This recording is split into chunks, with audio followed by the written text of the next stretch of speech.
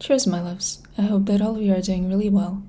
And in this video, we're going to talk a little bit about why women choose feminine men and betas when they seemingly could have more masculine men, and other lies and misconceptions that we have and that we tell ourselves. So you see this girl, right? She is beautiful. She's successful. She makes good money. She is intelligent, well educated, and the guy next to her doesn't quite seem evenly yoked. And yet, supposedly together, they're creating this fantasy of a dream family, of a dream home, of a dream future together. Why did she choose him? Why didn't she choose somebody like her? What is a relationship? A relationship is a mirror. The mirror reflects to you all aspects of yourself. It reflects to you how wonderful you are. It reflects how beautifully you love other people, how wonderfully you treat yourself, and it also reflects all of your flaws.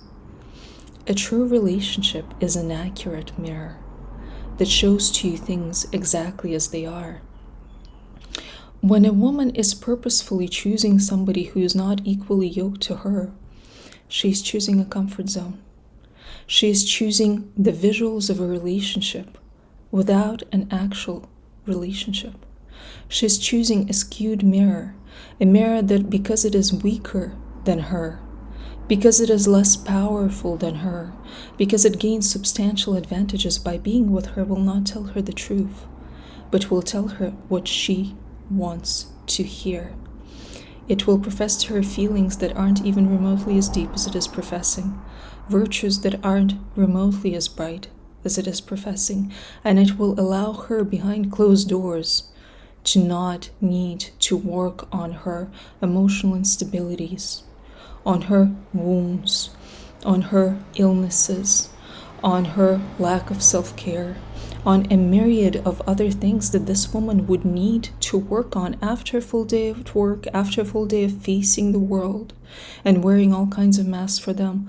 She would then need to go home, close doors, and also work on being the best version of herself. And that isn't something that she wants to do. She just wants somebody that she can take in who she perceives as being lower value than her, who will listen, obey, and tell her what she likes. The irony is that none of us can actually feel sorry. I'm about to sneeze here, I'm not lying to you. None of us actually can feel properly attracted to people whom we do not see as superior to us in some way, and that way is not niceness. It can be real kindness, but it's not baitishness or femininity in a man. It's real kindness, which a lot of these kind of beta guys don't actually have. Some of them are covert narcs, quite frankly. Not all. Where was I? So she doesn't want to work on herself additionally like that, and she doesn't feel properly attracted to him because she doesn't feel like there's enough to respect him for, like there's enough to admire him for, there's enough to put him on a pedestal for in her mind, and to feel truly lucky to have been chosen by him. Which is a need that a woman also has. She needs to feel like she was lucky to be chosen by him. Her sex drive towards this guy is less than what it should be. Her romantic attraction to him, mental and emotional, is less than what it should be. She doesn't actually want a relationship. She doesn't have the energy for a relationship, but she wants the benefits of a relationship. She wants the children, she wants the joint house, she wants the services, she wants the support, she wants the world to think that she found love, and even to a certain extent she can tell herself the story that she found love, except it doesn't work. Except there is a part of her that knows that something that should be there is missing. It's not there. She doesn't admire this man, she doesn't respect this man, and this is locked in, potentially for the rest of her life. So what does the woman start to do?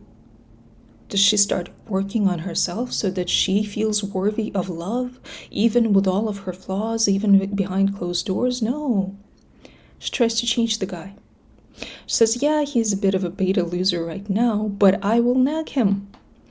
I will annoy him. I will insist. I will throw tantrums. I will demand. And under my guidance and leadership, he will turn into an alpha winner.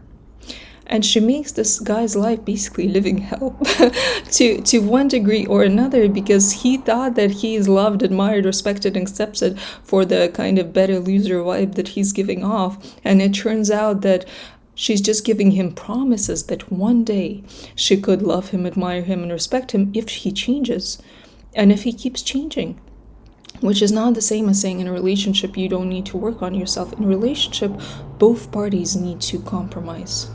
Both parties need to constantly be improving. Both parties always constantly need to be working on themselves. But this is a dynamic where she doesn't do that. She only demands that he does, and only in ways that benefit her.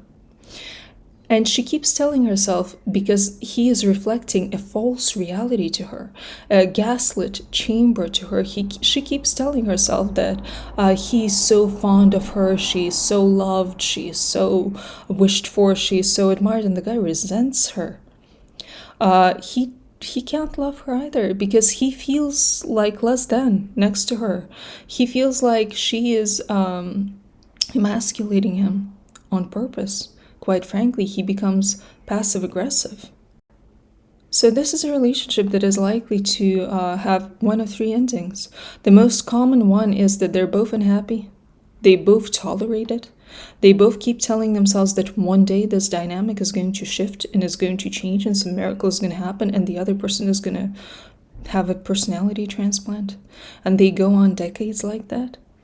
The second thing that can happen is that she manages, with her nagging and her threats and her prying, to turn him into a real man. And then he finds a woman that's only ever known him as the real man that she turned him into, and goes to her, because he has more faith in her properly admiring him and respecting him and this and that. That usually also doesn't work out in the long run, but for different reasons. I will give you that bit of comfort. And the third scenario of what happens is that one day she wakes up and she's just tired. She is tired of living with a man-child. She wants to be properly accompanied. She wants to be properly protected, properly positively owned, and properly supported. And she looks at herself in the mirror and she says, I'm not a fake. I'm the real deal. And I deserve the real deal. And she actually finds the strength of will, the force, to start working on herself, including behind closed doors. And when that work is done, she trades him off for a real man. So yes, most women go for betas. Most women go for feminine men. It's not because they're attracted to them. It's for comfort only. And most women aren't feeling worthy of love when they do that. They don't believe that somebody, if they knew them truly, intimately, and thoroughly, somebody worthy would actually be able to love them. And they compromise, they trade off, and they don't realize that if they turn themselves into the best version of themselves, the most desirable version of themselves, and they looked for a masculine man, they would be much, much safer. Because a masculine man loves very deeply. And generally in many traditions, in many countries and cultures, you will see that pairings are only allowed not only where the man is stronger than the woman, but also where he loves her more. A woman is supposed to really, really love a man, but he's supposed to really, really love her plus some. Because it is easier for a man to walk away than it is for a woman, despite most divorces being filed for by women. He's not the one that is going to be as pushed back by the setback. He's not going to use as many of the fertile years of his life. He's not going to have as many responsibilities with the children. He's not as vulnerable. So there needs to be a relationship where he really, really loves you. Not only that, but he loves you more than you love him. And therein lays your true safety. And any relationship Where love can truly exist must be a relationship of two equally yoked people. It doesn't have to be in all the same areas, but in one way or another. A relationship of two unequal people is not going to be happy and is not going to work.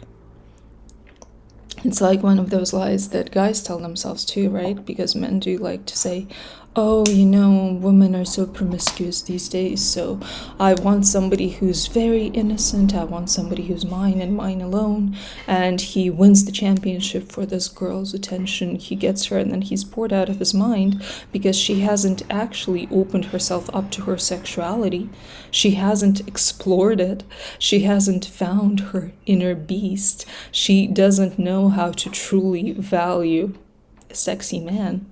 And she only wants him in the dark under the covers, and he gets bored after a year, if that. So we tell ourselves a lot of lies, and we compromise a lot, but we want society to reflect to us a truth where they pretend that what we did is something else. So on that lovely note, my loves, let's go ahead and fight apathy and depression. Cheers. Bye.